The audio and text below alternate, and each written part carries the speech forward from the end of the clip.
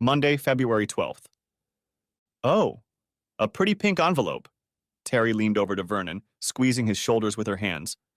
It must be a Valentine, right? So we have a secret admirer, Vern? I think it might be Terry, don't you? Vernon stammered, turning the unopened object over in his hands as if it were a parcel bomb. I thought it was some kind of birthday card, but my birthday isn't for another month. The front clearly says, to Vernon Harrison, and is double underlined, so it's definitely for you, Vern. He had only been introduced to Terry last week, Wednesday or Thursday. He didn't know exactly, so he barely knew her, but she acted very familiar. No one calls me Vern, he thought. I must be boss, although it sounded strange even to himself. He had been in this office continuously as a laborer for over 20 years and had only been in charge for a year and a half when Vernon Harrison had been promoted to chief planner. Terry was the most recent temporary employee in Barton Valley Borough Council's planning department. They were so short of qualified planners that they usually had at least 3 temporary staff working part-time, doing most of the non-technical but still necessary work to keep the wheels turning, such as sending out standard letters to applicants, neighborhood residents, and professionals that varied with each planning application. Human Resources, under the direction of the fierce and fearsome Mrs. Hilda Brankstone, picked up temporary staff whose numbers were constantly changing. Terry, he thought, not remembering her middle name, must be a mother with a young child or children at school because she only worked from 10 a.m. to 2 p.m. Monday to Friday. He assumed she was in her early 20s, meaning she was almost half his age. She was young enough to be his daughter, although his twin girls were in their 20s, and they attended 2 different universities, Bristol and Newcastle, which meant that there was a lot of driving involved, picking them up and dropping them off at the beginning and end of term. This job had started last October, and he knew that for the next 3 years it would be largely down to him rather than his busy wife Denise, who is currently mayor of Barton Valley Borough. Terry was very attractive, Vernon thought, of medium height. It looks like it's handwritten, Vernon muttered, but I don't recognize the handwriting. That's what confused me at first, Terry, because I thought, who would send me a birthday card at this time of year? My birthday is at the end of March. Easter is 6 or 7 weeks away, and our wedding anniversary is in June. I didn't even think it could be a Valentine's Day card. I don't think it's handwritten. Really? Vernon pulled it closer and took off his reading glasses. I can't tell. I mean, it's blue ink, not black. Of course, Vern, it's printed on our color printers, she assured him patiently. The letter V is exactly the same as in Vicky's signature. I recognized it because she's the only one who uses that font, and I really liked the T in Vicky's last name. I thought that if I ever have to send and sign my emails, I will use this font. I think it's called Shelley. Vernon seemed to brighten up, thinking, Phew, the postcard might still be from Denise. Not that I was expecting it. I could use a minimum of complications in my life right now. Guess I'd better get her a card. Go ahead, said Terry, opening it. I want to see what she writes. She? It would be a great loss to us girls if a handsome man like you only got Valentines from guys. I'm a married man, he insisted, releasing his left hand to show her the ring. Happily married, he added for emphasis. Good. Now open this card, mister. We can't have that, can we? Chuckled Vernon. We can't, she asked softly. Her smile faded, her eyebrows raised. Then she smiled again, her eyes crinkling as her deep smiles always seemed to encompass her entire face, and he remarked, No, it's not game time yet, is it, Vern? Then she laughed, a deep, throaty laugh that made Vernon think that playtime for her boyfriend or husband must be a constant source of joy, while he couldn't remember the last joy of playtime he'd had at home. Oh yes, he could. It had been around midnight on Christmas Eve. But Vernon and Denise's lives, both then and since, had been hectic. For him, detailing the local plan, for Denise, the council budget and setting the annual council tax, and for Denise, as mayor of Borough, a busy period. He turned the envelope over and, running his index finger along the curved edge, revealed a red ink-sealed card in the shape of a large heart surrounded by tiny roses strung on ribbons. He pulled it from the envelope. Happy Valentine's Day, Terry read over his shoulder. Oh, that big red heart takes up the whole card, and there are red ribbons and roses all around it. It's a beautiful card, isn't it, Vern? Yes, Vernon agreed. A little girly, though. Nonsense, Vern. You pretty boys are so insensitive when it comes to things like that. It looks romantic to me, like admitting you have a big heart, and some greedy girl wants to grab a big piece of it, or any piece she can get, I guess. Vernon looked at her face almost too close for a married man. She was right in his personal space. When she said the last phrase, she sounded the way he thought a vampiress should sound. But when he turned and looked at the girl, her face was open, with a girl's innocent smile and soft eyes. I bet she can go from vampire to cute neighborhood girl and back again in an instant, he thought. As they exchanged glances, she asked, Oh, Vern, did you just get a haircut? Yeah, on Saturday. I thought so. The hair on the back of my neck has that irresistible texture of short stubble that girls like so much. Open the card, Vern. I want to read what she wrote, she requested. He returned his gaze to the card, opened it, and saw a row of 4 red hearts cut out and stapled together, with the word I on the card at the top, U under the hearts, and the letters LOVE divided across the 4 hearts. It's not signed, she remarked, but then you can't put a card with the lettering cut out through the printer. Look on the back, Vern. Vernon turned the page. On the back were 3 large X's, obviously made with a ballpoint pen, with the indentations in the thick card immediately apparent if you held it up at an angle to the light. There's no way I can tell from these X who sent it, said Vernon. Most likely it's your wife, Terry suggested. Almost certainly. What did you get her for Valentine's Day? I didn't buy her a card or a gift, until, he stammered. We don't celebrate Valentine's Day anymore. No, he thought. They haven't celebrated Valentine's Day in years. Better hurry up, Vern, unless you want to rock the boat back home. It's Monday, and Valentine's Day is this Wednesday. You know that. Well, I know now. Anyway, off to work you go. Oh, sir, Terry giggled, letting go of his shoulder and walking away. When I came in for my interview, HR didn't tell me anything about your department's special incentive system for employees. She sat at a desk 2 rows away from Vernon's desk, and they both looked at each other, smiling. At the desk across from the open plan office, Mrs. Vicky Talbot and Miss Julie Kavanaugh were watching with interest. Vernon and the new girl, that's a twist in the book, Julie commented. She's a clever girl, that Terry girl, only 2 days here, and already she's realized that Vernon's bitch wife is openly having fun with that creep Harry Cox. Denise wants to keep her affair quiet while it lasts. Terry seems to know what's going on and is propositioning him to pick up the pieces when he finally finds out. For an old man, he's in good shape. He's in a rowing club, races on the river bar on Sundays. Is the new girl single, married, or separated? Do you know? I found out directly from her on Friday at the ladies. She's a single mom, dresses up and wears a fake wedding ring just to fight off men at work. She has been working on a temporary basis for years, she said, and has learned well how to avoid wolves. Vernon Harrison is not a wolf. Well, yeah, he's a sweetheart, and he really needs to kick his mayor wife out where the sun don't shine. That Terry is really cute when you get to know her better, and she's so pretty. She lives with her mom, and she has a home gym, Vicky whispered, nodding. She has a baby at home, so she gets up a couple hours early, exercises and showers before getting the baby up, fed, dressed, and off to school. She's too young for Vernon, Vic. She only looks about 22. She must be about 30 or a little less, Jules. Her kid is 9 years old. He's in 4th grade, same year as my youngest.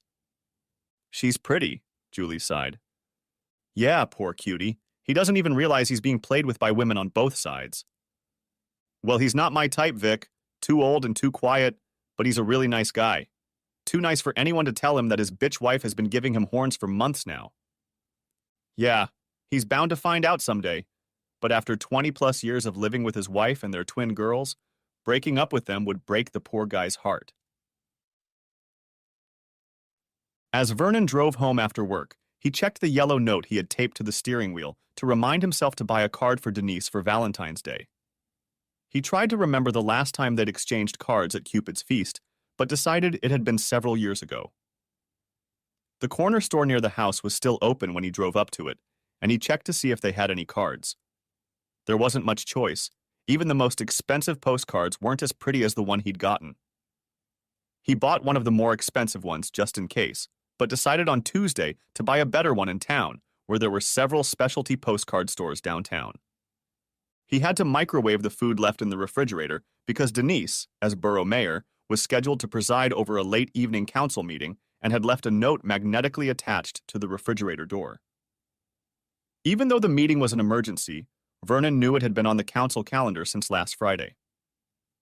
As he relaxed and ate the tasteless food, he was reminded of the Valentine card and his conversation with Terry Jones. Now he finally remembered her last name. She had only started working as a temporary employee for 20 hours a week in the middle of last week. With the planning department needing to produce a local plan containing policies and housing requirements for the next decade in the coming months, all the full-time staff were stretched to the limit, and finding trained planners willing to work full-time was not easy. Therefore, 60 hours a week of additional temporary staff were included in the department's budget for the last couple of years and the next 6 months to bring it down to zero by the end of the next fiscal year. Terry was given the administrative work, updating planning applications, sending standard responses, and various email consultations, etc. She turned out to be excellent on the computer and very easy on the eyes. Denise came in through the kitchen door quite late, about 11:15, and after greeting Vernon, who had come out of the living room to greet her, took off her 3-inch heeled shoes. "Oh, I've been wanting to take these damn shoes off for a long time," Denise smirked. "I've worn them for 14 hours straight, and they've been killing me since the second hour." "You want to rub them on, honey?" Vernon followed her as she dashed down the hallway. "Oh, that's nice, but I need a shower right away. I really stink, and my feet must stink even worse after such a long day. And I'm desperately tired." She just rushed up the stairs to the bathroom to take a shower. "Do you want me to fix you something to eat and drink?" suggested Vernon, coming up the stairs. "No, honey," she called out as she came down the stairs. "We bought some sandwiches for the emergency cabinet meeting on the budget, and after the meeting I had a quick G&T at the Jolly Postman with most of the cabinet members." Tuesday, February 13th. This morning on his desk, this time just after he arrived at about 10 to 9, Vernon found one invitation card in an envelope and a second Valentine card. The invitation card was for a Saturday night Valentine's Day dinner at a large and expensive hotel on the outskirts of town, a Grade Y-listed building, and a black tie event. That meant he needed to rent a tuxedo, which he did online as soon as he logged onto the computer, as he'd already had to do several times in the 9 months since Denise had become mayor. Terry was smiling as she walked into the department 10 minutes before the 10 a.m. start time. She placed her bag on the desk and looked at Vernon expectantly, raising her eyebrows questioningly and smiling her usual smile. Vernon relaxed, smiled, and waved at her. He was sure she had skipped all the way to his desk. As she approached, he pulled an envelope from a drawer.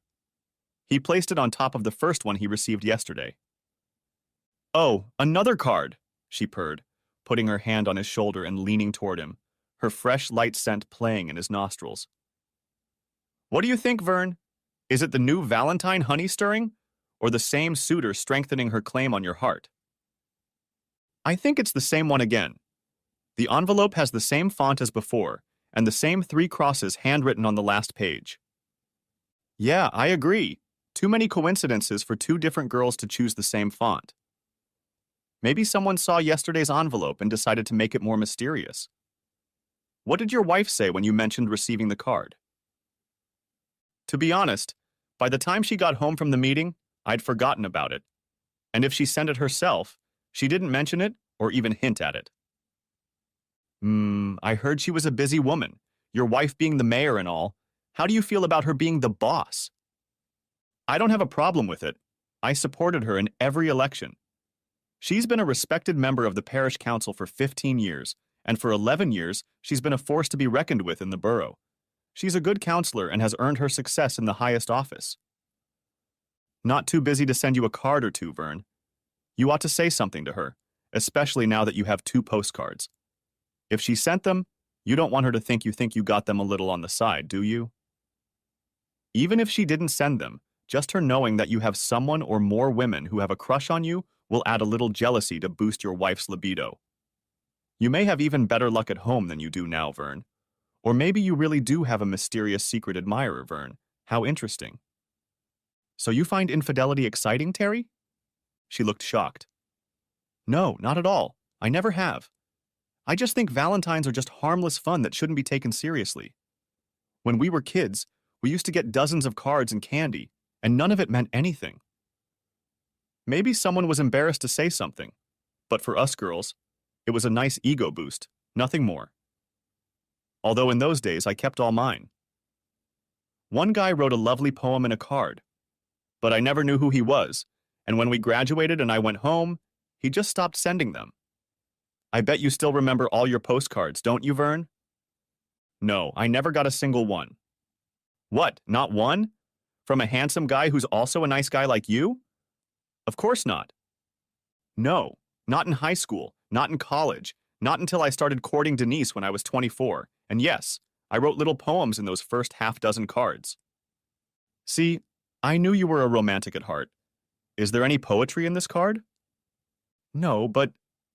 He opened the card, and out fell a ticket to a Valentine's dinner. It's a ticket for one person only.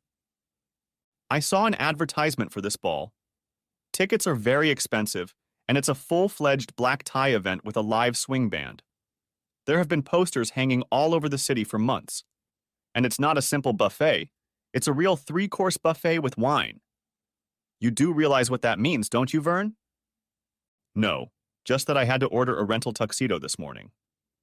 No. Other than that, Vern, look, it's a proper sit-down dinner, which means you'll be sitting next to your favorite Valentine on Saturday night. Right. So if I'm going to be sitting next to this ancient Dowager Duchess, studded with pearls and family jewels that will become mine along with the family patrimony when she flies ashore 2 weeks after our honeymoon, I'd better not squeeze her thigh until... Yeah, until you check to see who's sitting on the other side of you, Vern. It could be your Mrs. Harrison, or it could be one of your employees secretly lusting after your body. They looked around the room. So, Vicky's 32, she's happily married to Darren and has 2 kids, so it's not her. Terry counted down. Julie's only 23. She's engaged to roofer Jason, and they're getting married in April, I think. Carrie is 28 and married her second husband only last year, who has brought her 12-year-old son, who he is with every weekend, to join her preschool-aged daughter in their lives. Carrie's ex lives in London, so he only comes once a month, picks up her daughter for Saturday, and goes home in the evening. As for Larry, he's in his early 30s, but he's solidly built, married, and has 3 young children. The other 2 temps are Linda is 50, though she looks 35, and is happily married with 2 grown daughters. And finally, Larissa is 19. She's a Syrian refugee, engaged to Aldayub, whom she fell in love with in a refugee camp in Italy, and is here studying to be a doctor. Holy shit! You know all this and you've been here less than a week? I like people, Vern. I do my job, but I like meeting new people. I talk to them and, well, they like to tell me about themselves. Ah, for a moment I thought you were just curious. He grinned to ward off unintentional barbs, hoping she'd take his soft hint as a joke. She laughed. See, I told HR you can't be as stuffed as they say you are. Really? No, I'm kidding. They didn't say anything about you at all. Just said that Vicky would be the one to show me the way, because you'd be too busy with your job. Quite often in temporary jobs in the city, I find that I'm not allowed anywhere near the head of the department, only my immediate supervisor. She smiled. The boss is usually in a separate office, like the conference room in the corner. Vernon grinned. That used to be the boss's office, but when I took over the office, I didn't want to be cut off from our small team, so we just have meetings there, one-on-one meetings, staff evaluations, etc. So you're a hands-on boss, huh, boss? She squeezed Vernon's shoulder, released her grip, and began to move around the desk. Or at least I'm handy and within reach, he replied with a smile. Well, don't forget the card for your wife, Denise, do you? The day is tomorrow, don't forget. I'll get it at lunchtime, he assured her. After lunch, he texted Denise and thanked her for sending him 2 Valentine cards and an invitation. When he got home, he mentioned the single dinner invitation to Denise again and attached the ticket with a magnet to the refrigerator door. Denise stopped stirring and looked at the ticket. Why only 1 ticket, dear? That clearly says only 1 allowed. I was hoping you'd answer that question, dear. I texted you today to let you know that I received a Valentine's Day card yesterday and an invitation and card today, but you didn't respond in any way. I decided that you were my only romantic suitor and that this single ticket was another little tease from you. Honestly, honey, I didn't get a card from you yesterday, and I definitely didn't get a ticket today. And I mean definitely. In fact, I'll be really pissed if you decide to use it this Saturday. You know I'm off to London for this course on Friday and Saturday night. She went back to the pan and stirred it hard enough to get the Teflon coating off. So who's the card-splitting whore? She hissed through clenched teeth. I have no idea. I was talking to one of the girls. Girls? One of the temps, she saw the cards and, well, she was curious. More like curious. Well, she's a woman. I thought you said she was a girl. She snapped back. Well, compared to some of the others in the office, yes, she's just a girl. Only a few years older than our girls, I think.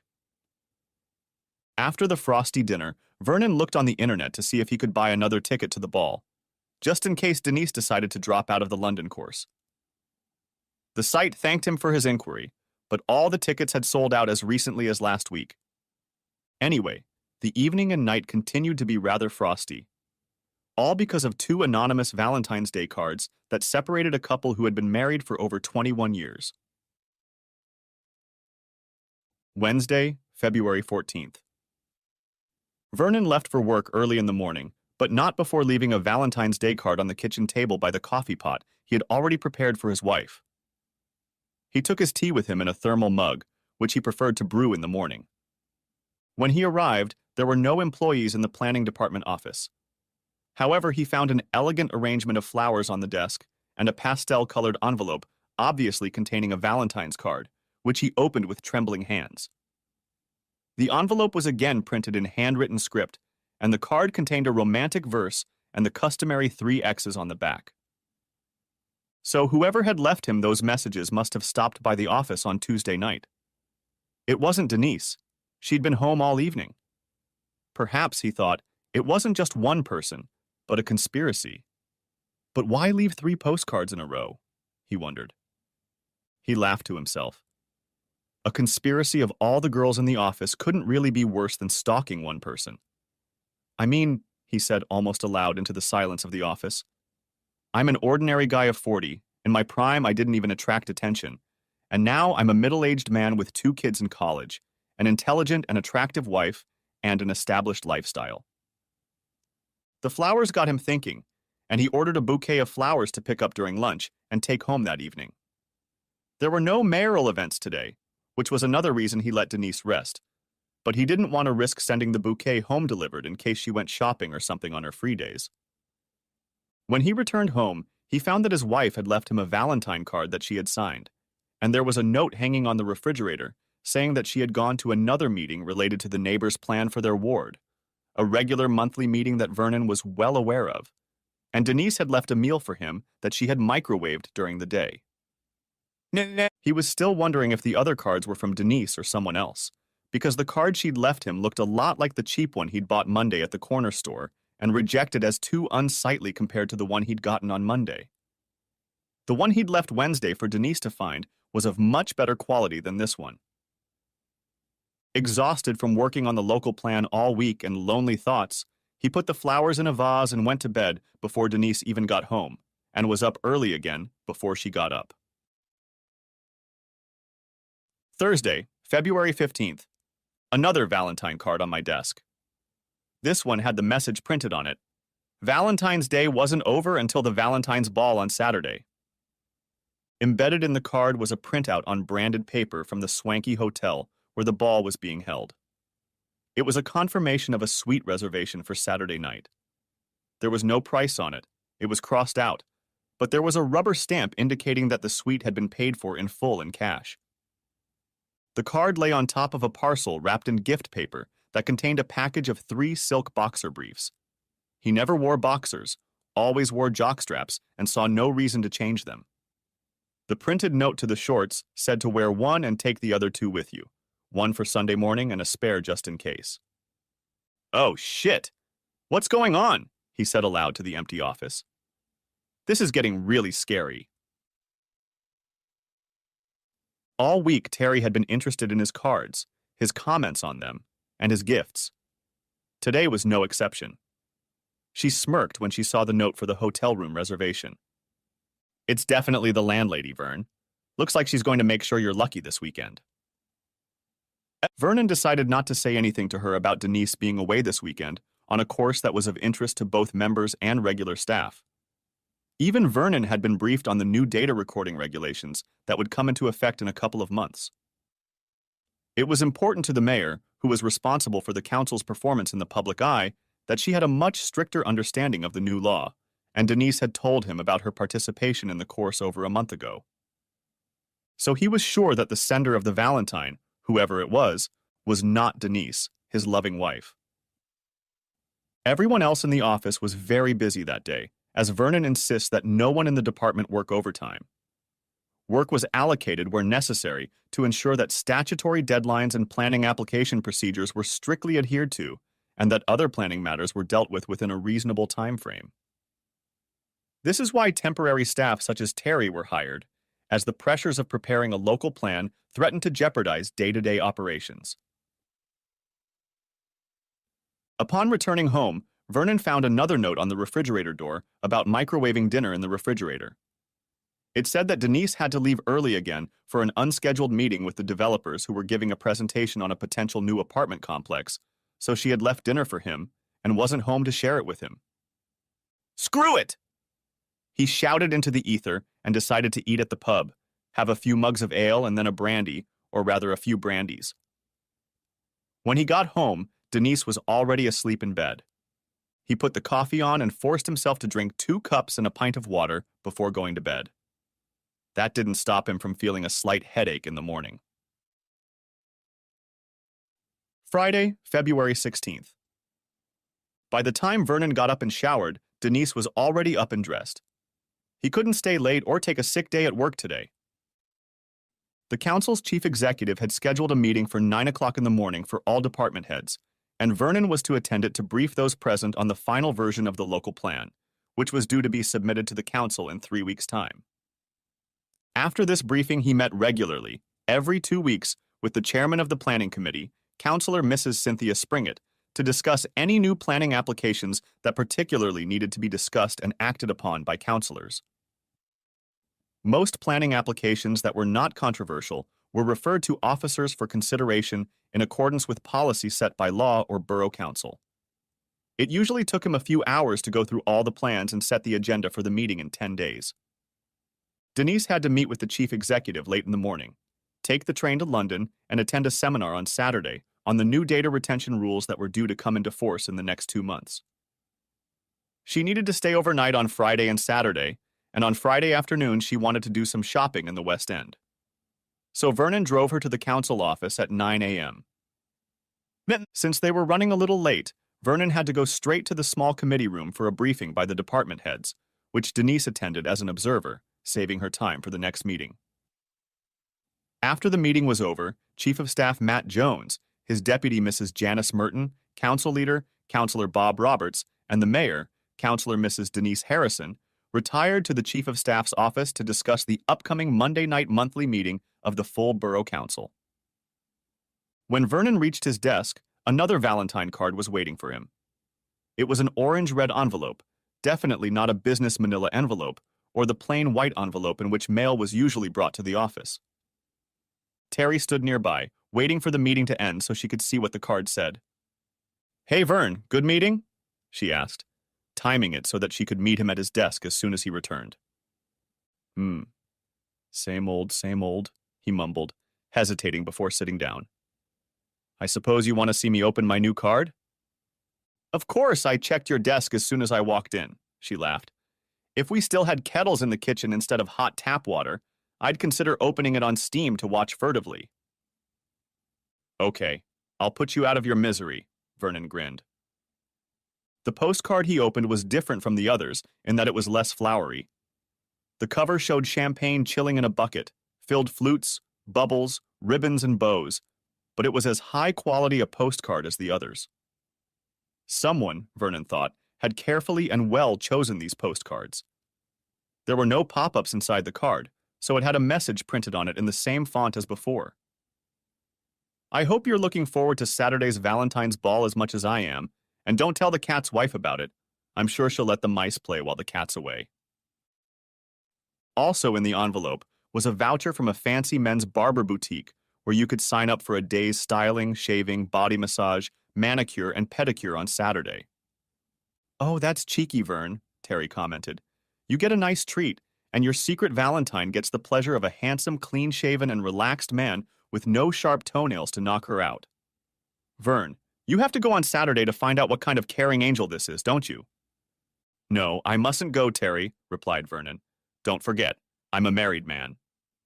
Then take your wife with you, and let her have all the advantages of the ball, the bedroom, and anything you can think of for her afterward. I only have one ticket. Then go online and buy another one. It's probably too late to get it in the mail, but you can ask them to leave it at the hotel front desk for you to pick up. No, they've been sold out for a while. I looked online Tuesday night. Then take it with you. Arrive early, collect your room key as soon as you arrive, and leave your wife in the room to shower, order her own food and a bottle of bubbly, and wait for your return. She'll love it, especially if you can laugh at exactly who put you up to it. And you'll be able to enjoy it at the expense of your secret admirer, for, as the letter says, it was all paid for in advance. No, that's not possible. Denise is away on a course in London this weekend, and won't be back until Sunday afternoon. I wonder, Terry said, lowering her husky voice to a breathy whisper. Maybe this course she has to go to isn't really a course, and she's planning to surprise you by showing up at the ball and rocking your socks all night long, Vern. Vernon decided the best way to end the embarrassment was to say, I'll think about whether or not I should go tonight, and sent Terry off to do her chores. 20 minutes later, Denise called Vernon's cell phone to let him know she was ready and went to the front desk. He drove her to the train station, informing her that he had received another Valentine card as well as a voucher for a haircut. You don't need a haircut, hon. You only got a haircut last week, she remarked. Yeah, I had a regular short haircut on the back and sides, but it's a full package, at least as far as a guy can go, he replied. Well, it didn't say anything about waxing. Just don't do anything I wouldn't do, honey, she grinned as she left the passenger seat at the train station and clutched her overnight bag.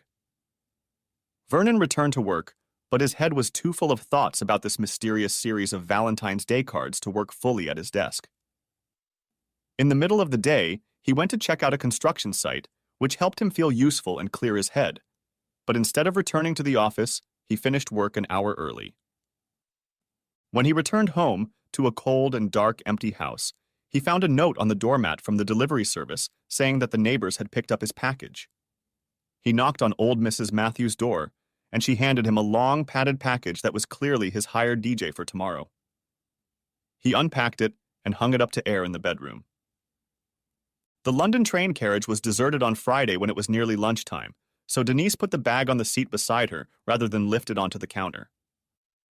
As soon as she sat down and took the clipboard out of her bag, the train touched down and soon picked up speed. It was an express train, and there were only half a dozen stops on the journey. It wasn't until she exhaled, relaxed, and was about to open the e-book to the page that had her favorite author's latest novel on it that she realized that not only had Vernon not kissed her when she got out of the car, but he himself had made no effort to lean over to the driver and kiss him goodbye. They just seemed to take each other for granted. This brought her to her senses, and she set the clipboard aside. Honestly, she couldn't remember the last time they had kissed, parting or greeting each other with even a simple good morning wish. Even though they'd been together for 22 years and married for over 21, they'd once always kissed morning and evening, but lately they, or only she, had let that affection slip unnoticed, until now. She realized that she had been so consumed with her affair over the past few months that she was guilty of ignoring her husband. And now she was off for 2 whole days and nights of fun with her lover, leaving her husband in the hands of some temptress claiming him. Okay, she thought, the course on the new European data processing laws coming into force in May was just a 2-hour briefing and really just a ploy to spend the night with Harry's lover, to which Harry had persuaded her to add Friday night on the pretext of being able to go shopping in the West End on Friday afternoon and evening.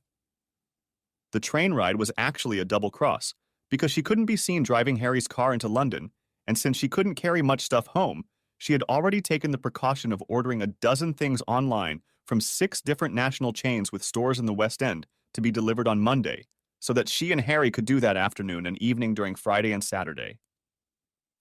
She tried to remember the last time she had done this with her husband. It took a few minutes to think about it, but she was sure it had been back on Christmas Eve, and her husband had been the initiator. He had been the initiator the previous couple of times she had turned him down as well, and that time, in fact, she felt she couldn't turn it down. The girls had gone to a party at a friend's house, and it was the first time in days that the couple had been alone together when she was neither at a real meeting nor at a pretend one where she was actually having fun with Harry Cox. It wasn't that she didn't love Vernon anymore. He was still the same sweet and loving man he had always been and had remained throughout their 22 years together. Vernon was sweet and wonderful and made her feel relaxed, fed, and loved. Now she was on her way to the hotel room. Not for the first time, Denise wondered if she was jeopardizing her future and if this affair was really worth it. Once Vernon finished working on the local plan and the end of that project was just around the corner, perhaps she should re-establish a relationship with the love of her life. She loved Vernon, at least she thought she did, and when this affair with Cox was over, she knew Harry would replace her with a younger model, and she would happily return to Vernon. She had no illusions about what sort of man Harry Cox was. He was a property developer and a particularly unsympathetic landlord, a big fish in a small pond, often coming to swords with the council's planning and standards committees. Most of the homeless in the borough who slept on the streets were his former tenants. D. Until now, she realized, she had thought that the liaisons with Harry Cox were just extra fun, that she was still giving Vernon the conjugal rights he deserved and was still interested in marriage. Apparently, she realized that she had been seriously neglecting her husband, and now he was being pursued by some rival bitch with those damned Valentines and that Valentine's ball. Maybe, she thought, this weekend should be the finale, so that tonight or tomorrow she could tell Harry that on Sunday it would be over between them and she could concentrate on picking up the remnants of her marriage before she lost Vernon for good. At that moment, the phone rang. Judging by the caller ID, it was Harry, although it was listed on her phone as Counselor 1 Inch in case Vernon ever saw him. "What the hell does he want?" she said out loud. She pressed the green button. "What do you want?" she snapped back. "Hi, honey, did you hit a bad time?" "I'm sorry, yes, I had a few meetings this morning and, well, to be honest, I'm worried about Vernon and those damn Valentines he's been getting." "Oh, those. Yeah, I remember you said he got one the other day." "Whoopee, do it for Vernon. Someone must be pretty desperate to send that wuss a Valentine." "He's not a wuss." "No? Then why are you entertaining me and not this wuss?" Denise suddenly became angry. "Yeah, why me?" "Because you're a Class A and I'm an alpha male." "Listen, sweetheart, I hear you're on your way on the train. I'm just entering the traffic zone, so I'll be at the hotel about the time you get to London. I'll unpack and order coffee and snacks while you get the subway, okay?" "Yeah, okay," she sighed. "I'll see you in about 3/4 of an hour then." Denise checked in and got a second keycard, then took the elevator to the top floor of the hotel. As she entered the room, she heard her lover's raised voice talking on the phone in the living room of the suite where she had placed her overnight bag, and then he threw the phone violently against the hotel wall, scattering pieces of plastic across the floor. "What's going on?" she asked, putting a hand on his shoulder to keep him from stepping on the debris. He was barefoot, in his robe, probably already showered and undressed, waiting for her to arrive. He turned to her, purple with rage. It's your feisty husband who caused me to spend thousands on the retirement home I'm building on Osborne Road. He did what? He inspected the site this afternoon to sign off the foundations, and after looking at the excavated earth, he decided we hadn't buried the foundations deep enough. Did you? Well, the standards are too strict, so sometimes we cut corners. Larry in the planning department and his previous boss usually just sign them off in exchange for a favor or two. Oh no, you didn't do that? Maybe so, but I leave it up to the foreman to work from the plans and adapt them as needed. Anyway, Vernon had my foreman excavate a section, and it was 4 inches below the minimum. So I'm going to have to dig it all out, go down another 6 inches, and pour fresh soil and fresh concrete. Can't you just add another 6 inches of concrete on top since it's all underground? No, I'm trying to squeeze 4 stories into an area where we're height restricted.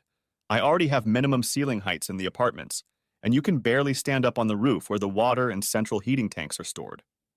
I'll either have to dig out the foundations again, or lose 6 top-floor apartments with magical valley views at $300,000 a pop. But Vernon almost never does the inspections. Most of the time he sends Larry. I think he just wanted to get out of the office. I stopped by the office on a quiet morning like yesterday, and he was surrounded by office girls looking at his valentines. He even had flowers on his desk, pansies. I wouldn't be surprised. He was probably pissed off about not getting any at home and went out for some air. I'm just lucky he peed on my construction site. Do you think he knows about us or that anyone in the office knows? Of course not, we've been very careful. Since you're here, let's do it quickly, and then we'll go for tea. Saturday, February 17th morning. Denise was out of town until Sunday afternoon, so Vernon got up alone when the mail arrived about 9 o'clock in the morning. There was the 6th Valentine card, again written in print. See you tonight, love. P.S. I've booked us a honeymoon suite for our first time together. For a moment, he wondered if it was Denise trying to spice up their married life and decided to go. Maybe this strange weekend getaway was just a ruse? After making tea and a light breakfast of toast and marmalade, he checked emails and downloads on his smartphone and assured himself that all was right in the world as he expected. There was no look of surprise on his face, only disappointment. Before getting dressed, he tried on the jacket and pants he'd gotten yesterday. The suit fit so well, it was probably the same one he'd hired before. Denise had offered to make him her own, especially since she was going to be mayor for at least 2 years, and there were enough events in town to include an outfit for the mayor's wife in the mayor's expense budget. But Vernon had insisted that he wasn't a fan of evening gowns. Saturday, February 17th, afternoon. After a light lunch at the Bear Pub, he headed down the high street to cut above the Rest Gentleman's Hairdressing Emporium for a pampering session on a budget. Although he'd had a haircut at Barry's salon the week before for just £10, after a relaxing massage and nail clipping, he still managed to find hair to cut. He anticipated the razor shave with some trepidation, but by the time they got down to it, he was deeply relaxed, and they could do whatever they wanted to him without a murmur of protest. When he came out of the store a couple hours later, he smelled of bay rum, and he felt so good that he seemed like he could fight the whole world. So, striding determinedly toward the multi-story parking garage, he went home, changed into his new silk boxers, white shirt, bow tie, and DJ pullover, packed his overnight bag, took his ticket and reservation from the refrigerator door, and drove to the hotel. The honeymoon suite had an old-fashioned 4-post bed, and he noticed a shower designed for 2. He sat down on the bed, feeling suddenly tired. It was 4 hours until the ball started. He carefully hung up his suit, shirt, and tie. He slid under the covers and set his alarm clock for 3 o'clock. He must have still been completely relaxed from the massage because he fell into a deep sleep within minutes. Saturday, February 17th, evening. When Vernon's alarm clock pierced his consciousness, he was in the midst of sleep. He followed the sound of the alarm clock, which was interfered with by the fabric around the 4-post bed, which had somehow been closed while he slept. It took a moment to find a gap in the curtain, after which he shoved it aside and fumbled for his phone on the bedside table to turn off the alarm clock. He was shocked to find that he had slept for an hour and must have slept through all the repetitive alarms muffled by the curtains in deep sleep. The bedside lamp on the opposite side of the bed had been left on. A visit to the bathroom had helped to unclog his eyes, and he could see more clearly. Several feminine products magically appeared on the bathroom shelf. The bedroom closet revealed a change of women's clothing, but it gave Vernon no hint of his new partner. It certainly wasn't Denise who was going to sleep with him tonight. It wasn't her clothes. Besides, he now knew for sure that she was far and away fully occupied tonight, just as she had been last night and this afternoon. This prompted him to dress quickly, which in turn meant he had to make 3 attempts at tying an unfamiliar bow tie before he was ready to leave the room. Glancing at his phone, he realized that not only had he arrived 20 minutes later than he'd intended, but that the device's battery was down to units of percent, so he plugged it into the charger and left it on the bedside table on his side of the bed to check it later. Going downstairs, he consulted the table plan by the ballroom door and found his table was to the right of the stage, where a small jazz band was playing a set before the food was served, and half a dozen couples were already up and dancing. Finally, the name of the person who had sent the valentines appeared on the list. Vernon walked around the dance area. As he approached the table, the beautiful Terry stood up, smiled at him, and walked around the table to meet him halfway. "You're late. The waiters warned us that appetizers would be delivered after the next couple of rooms, and I was going to come by to get you," she smiled. "Well, I'm here now." Vernon smiled back at her. Without taking his gaze from her eyes, he added as their hands made contact, and he kissed her proffered cheek. "You look absolutely stunning," after which he looked her over carefully. "Thank you, Vern. You're cleaning up nicely yourself. Are you fully rested yet?" She smiled, answering his kiss with a peck on the cheek. "Yes, I slept with the innocence of a baby. However, I don't think my current thoughts will allow me to sleep in innocence any longer." "Let's dance, Vern," she whispered in his ear, her scarlet lips still close to his cheek. "I need to talk to you, and the walls have ears." And they walked hand in hand to the center of the dance floor as the orchestra started another slow romantic tune, and at that moment, they turned to face each other. "Vern, I need to talk, and you need to listen to me from beginning to end without saying a word or leaving me. Can you do that, honey?" Vernon released his right arm from her grip to wrap his arms around her waist and pull her to him, cheek to cheek, and then move their legs to the beat of the waltz. Terry nestled against him, and they moved as one. "We're probably being watched, Vern, and what's happening this week and weekend has to do with someone wanting to hold something back to use against you." "Well, at the moment I'm holding you against me, and Denise told me not to come." "Shh, don't talk, honey." He nodded silently. "I'm here because I'm being blackmailed," Terry said. "Of course," Vernon replied. "I knew it was all a setup, and I know who's behind it." "Don't go away, Vern. Please hear me out. Under normal circumstances, I would be happy to dance with you. You are a wonderful man and too nice for your wife to treat you like this. She's a stupid bitch." She threw her head back and looked him in the eye. "I'm sorry, Vern. I'm so angry about what she's doing to you. To us, that's all. I know she's a stupid and selfish bitch, though she probably doesn't realize how stupid she is herself yet." Vernon spun her around and continued to dance with her. "So why are you being blackmailed, and what exactly are you being instructed to do to me?" "Well, my mom and I are being blackmailed for something we did together years ago. She won't tell me who she thinks the blackmailer is. She says she doesn't know exactly, but they know enough to ruin us both and put her away for years, and me possibly as an accomplice." "I know who it is," said Vernon, his jaw clenched grimly. "You do?" She looked him in the eye. "I wondered if it was your wife trying to set you up, but I suppose you don't usually do that sort of thing." "No, I don't. I've always been faithful. I don't know any other way. I have guessed who it is, and now I have proof. I assure you it's not Denise. She would be terrified of me finding out, so she wouldn't purposely wave it in my face. I suppose he wants more from me than just dancing together. Yes, the bedroom is wired for sound and picture. I've already had a cursory look around, but I don't have a clear idea of what I'm looking for." "There are many ways to record bedroom scenes, Terry. One is a fisheye lens and microphone in an overnight bag with a battery sewn into the lining, operating via Bluetooth on the unfaithful spouse's cell phone and streaming to the cuckold's phone via an app. It can be set remotely or on a timer and responds in real time to noise or movement. There's always the risk of leaving such a device in the closet and having to rely on sound alone, but judging by how quickly my phone's battery drains, I have something for my divorce lawyer to work on. I know you're a lot smarter than me, so I thought you might be able to come up with something. So, to get me off the hook, Vern, I need you to come up to the room with me.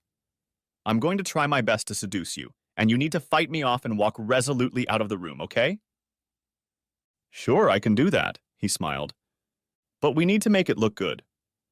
I'm going to have to try to make it look like I've tried everything, so I want you to relax, maybe have a drink with me, then kiss and cuddle until I go too far, and you swear you want to stay true to your loving wife. I will try to drag you back in, strip you naked, even apply tears to you, but you must resist and walk away to preserve your innocence while giving the impression that I really tried my best to seduce you. I can do that. He paused. However, if you're not going to make love, why do you need contraceptives in the bathroom? I didn't say I objected to the possibility of us making love, Vern. Contraceptives are a backup in case I misunderstood you and you turned out to be like every other man I've ever gotten close to and took from me what I was forced to give. I've never had a real boyfriend, so I never took birth control pills. I want us to be honest if we're going to trust each other, Terry. I don't want to be hurt, and I don't want you or your mother to be hurt because of any involvement with me. Tell me, why are you being blackmailed? She looked carefully into Vernon's eyes before she spoke, and tears came to her eyes. Yes, Vern, my love, I think I can trust you. I've never told anyone before. You can trust me. I'm going to assume this conversation never happened, including you telling me about your mother. Who is she, by the way? She works in human resources. Hilda Brandstone? Suggested Vernon, and Terry nodded. She must have been helping you lay out the cards. Yes, she did. She was a widow and remarried, and then got divorced abruptly, so she reverted to her ancestral surname of Brankstone after that. That's why we have different surnames, for my father was Corporal John Jones, deceased. What did you and Hilda do that would entail blackmail? My father was in the army. He died overseas, and my mother remarried another soldier, a trusted family friend, she thought. When I was very young, but he treated me terribly. She didn't know or suspect anything. When I dropped out of school, I left home too. I ended up living on the streets and was picked up by a man who turned out to be a pimp. It was good at first, cold, regular food, and an affectionate lover who was kind to me at first. Then he started taking me and other girls under his control to businessmen's parties, lots of parties. He also treated me terribly. I called. The music stopped while the orchestra flipped through the music sheets. All the dancers stood in their seats, and a few other couples walked on to take their places on the floor. It was getting a little more crowded. Terry lowered her voice even more when the music resumed. I once used his phone to call my mom and tell her the best way I could to describe where I was. Mom watched the apartment for a day or two until she knew how things were going and what the pimp's usual habits were, and one morning when he opened the front door, she kicked him back into the room and used the bat to stand in for me. When she saw the state I was in and what he had done to me, I couldn't leave the apartment for days. She did it. We collected all the evidence of my existence, wiped it all up, and left that apartment without regret. In the intervening 9 or so years, no one has ever caught up with us, and Josie and I still live quietly with my mom. But someone had to know who I was, someone who lived here and had recently gotten to know my mom and me. I haven't told anyone this story, Vern, but you're not an ordinary man. You're not going to say anything about what Mom did, are you? We never had that conversation, Terry. I know your mom is a strictly rule-following person. Well, she's ex-military too. She trains hard and can stand up for herself. You and your mom don't have to worry, Terry. With what I have on Harry Cox and the mayor, it's in everyone's best interest to keep all secrets. The music started up again. The band leader announced that they were taking a break while the main meal was served. Do you want to go to your room, Vern? No. Let's enjoy the food, and of course I'd love to dance with you some more. We just need to be careful with the amount we drink so you can make it home after you break free. They started walking back to the table hand in hand. I booked another room here, Terry. It's smaller than the one Cox booked, but it's comfortable and no one will spy on what we do or don't do. I threw my overnight bag in there when I first arrived. So you knew it was a setup? I had a hunch. Look at me, Terry. No one sends an old man like me a Valentine's Day card or invites me to a ball and bedroom with all expenses paid and benefits. Don't downplay yourself, Vern. Any girl would appreciate you, especially tonight. You look like James Bond. You smell so nice, and you have that confidence in how handsome you are without a hint of arrogance. And you seem more confident, too, Vernon chuckled. But I think you might have sensed while we were dancing how I feel about you, so I apologize for that. She giggled.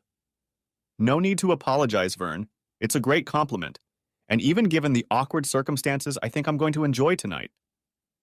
You have a double room, and would you like some company afterwards, whether it's a double or not? Yes and yes. Afterward. Vernon had long suspected that he had a rival in the struggle for his wife's favor. He became even more concerned when she became distracted when he tried to make love to her on Christmas Eve. Then, during Christmas and New Year's Eve, a quiet time for counselors, the fabricated weekend course in London she had announced was too ridiculous for words. He began checking her appointments, for scheduled council meetings and attendance at them is a matter of public record. Figuring out a rival proved more difficult. He had suspicions and a possible motive regarding Harry Cox, but he realized that while other members of his department could be bribed, Vernon was adamant that he would never stoop so low. He hadn't had a chance to find proof until Denise announced her trip to London for Valentine's Day weekend.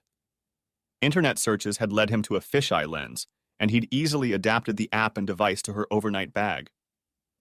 All that was left was to rely on luck of location or resort to using the microphone to get the evidence he needed to confront his wife and exploit her desire to cling to her reputation in public life with a quiet, uncontested divorce. Denise knew nothing about the Valentines, the cameras in Vernon's hotel room, or the blackmailed girl. When Denise told Harry Cox that it was over between them that Saturday night, and Cox told her how much he had invested in keeping her as his mistress and trying to keep Vernon as a puppet he could pull the planning strings on, she slapped him in the face. A fisheye lens recorded the kicks that Cox inflicted on poor Denise. As the footage of this brief incident was attached to his divorce papers, Denise was able to press charges, for which Cox was sentenced to 3 years' imprisonment by Her Majesty's Court. Cox's travails continued when Larry and Vernon's previous boss in the city's planning department went on trial on corruption charges, and building inspections of all of Cox's buildings brought additional indemnity charges and fines that bankrupted him and his business, shortly after Cox's ex-wife brought him out into the open. Some of his building practices were so scandalous for ignoring statutory duties of care to users, customers, and third parties that another decade was added to the prison sentence he had to serve concurrently. That May, Denise lost the city council election, so she never became mayor for a second term. Her party also suffered collateral damage, losing the comfortable majority on the council they had held for years. She miraculously managed to hold on to her seat on the parish council by a margin of 1 vote, even after 4 nervous recounts. However, 4 years later, her party dropped her from the party ticket, and she is not sure she can afford to run as an independent candidate in the upcoming parish elections in May, especially as she remains without any support from her daughters and ex-husband. Cox's affidavit forced the Metropolitan Police to reopen the old murder case, but since there was no evidence that Terry had ever spent time in London, that Josie's DNA was a 0% match to that of the deceased pimp or Cox, that Hilda had an ironclad alibi, that the week-long vacation she'd taken 9 years earlier had been spent with a former Army colleague in the Outer Hebrides, and that Cox was clearly a convicted fraud and liar, the old case was closed as quickly as it was opened. Epilogue, February 14th, 5 years later. Oh, nice pink envelope, Vern, Terry said, leaning over to Vernon, who was sitting at his usual desk in the planning department. It must be a Valentine's card. I'm surprised you resisted the temptation to open it for so long, dear. You know I always wait for you to come over so we can open the card together, Terry, my love, no matter how late you come. Vernon smiled, turning the unopened item over in his hands. I'm ready to open it now that you're here. He looked around first. Where's Jack? Did I leave him in Mom's office? Josie left him in the waiting room. He got cranky because he was teething. I left him surrounded by a bunch of girls from the office fussing over him. And here I was wondering why the girls from that office disappeared together a few minutes ago. Met them and greeted them on my way up the stairs as usual. Vernon opened the card with roses on the front, a love message from his secret admirer inside, and noticed the familiar 3 X's on the back of the card. Upon opening it, a voucher from the local gentleman's barbershop landed on the table. Thank you, Mrs. Terry Harrison. I love you very much. Your hair is getting behind your collar, honey. It's about time you got a proper trim. Thank you for my anonymous Valentine card this morning, dear man. A voucher for a full spa treatment for 2. Josie was beyond thrilled and took time off school. She's a teenager now and is ready to appreciate the benefits of being the beautiful daughter of a beautiful mom. Well, she got you a card too. She rummaged through her bag and pulled out a pastel-colored envelope. He opened it. It was a cute little card with roses and a big heart. The hand-printed card said, "Thank you for being Mom's Valentine," and had too many X's to count. He couldn't help but smile and give his wife another kiss. Hurry home after work, my darling, she breathed in his ear. Jack and Josie are going to spend the night at Grandma's because my Valentine is going to be very lucky tonight. The end. Thanks for watching. I hope you enjoyed it. So subscribe to my channel and watch the next video.